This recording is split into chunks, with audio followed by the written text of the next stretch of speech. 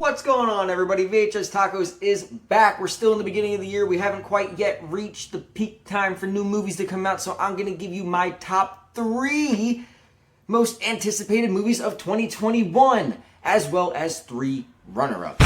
Kick things off at number 3, we have The Little Things with Denzel Washington and Rami Malek. This movie came up out of nowhere. I'm sitting there watching YouTube one day, and this happened to be the ad that popped up. I was hooked instantly. The trailer is moody. The trailer is grim. The trailer is tense. Denzel Washington looks like he's gonna give a heck of a performance. Rami Malek looks like he's gonna give a heck of a performance.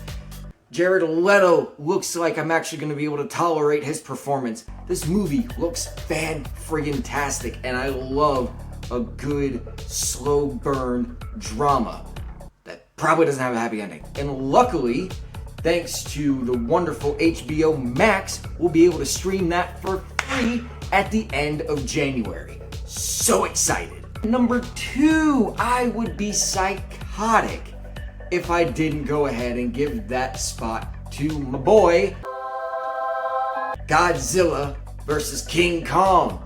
Been waiting for this movie for a year. It got delayed because of COVID. It got delayed again because of COVID. So, once again, here we are, situated with HBO Max on that dual at-home streaming in theater release. We'll finally be able to check this bad boy out. Not in May, because they just announced that this is coming out 2 months earlier in March. We're 2 months away, people, which means that we're gonna kick that marketing train off soon. I feel it in my jellies. Oh, it's gonna be exciting. Can't wait. Sitting atop the list, and I hope we get to see it this year. Ghostbusters Afterlife, the sequel to Ghostbusters 2. We do not even look at Ghostbusters 2016, because that was a terrible movie, because it was poorly written, it was poorly directed, poorly put together, terrible. This movie hopefully erases that and gives us the true sequel. The trailer was beautiful, the trailer was heartfelt, the trailer teased enough to get you excited. It teased all of what I wanted Ghostbusters 3 to be. And we finally have it. Of course, all of this stuff is contingent on whether or not we're able to go back to the movies at any point at all this year without fear of dying. Luckily, some of this stuff will be able to be streamed at home. At least the first 2 are. Ghostbusters, well, that's almost solely dependent on whether or not I can get my butt into a theater. Oh boy.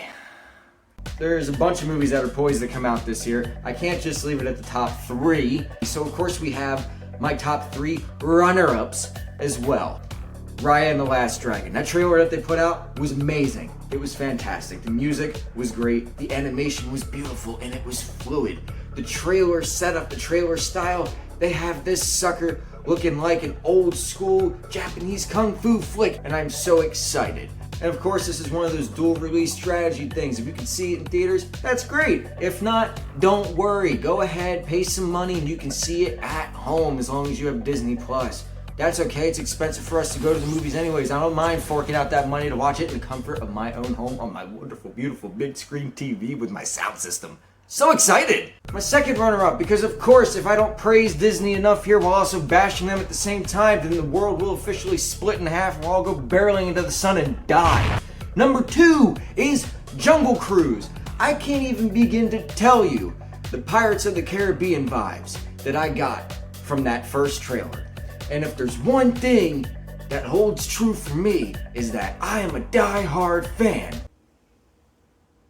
of Pirates of the Caribbean.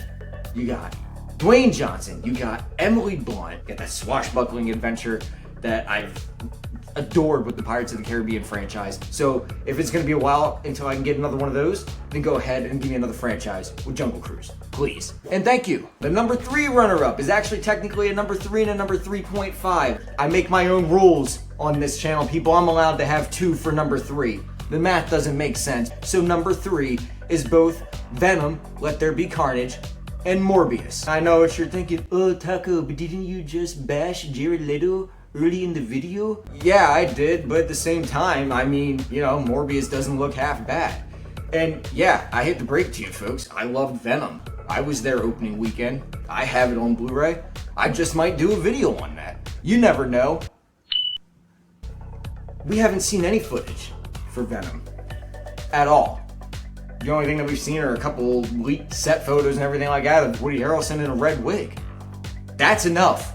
Sign me up, man. This thing's gonna be cheesy and corny and over the top. At least I hope it is.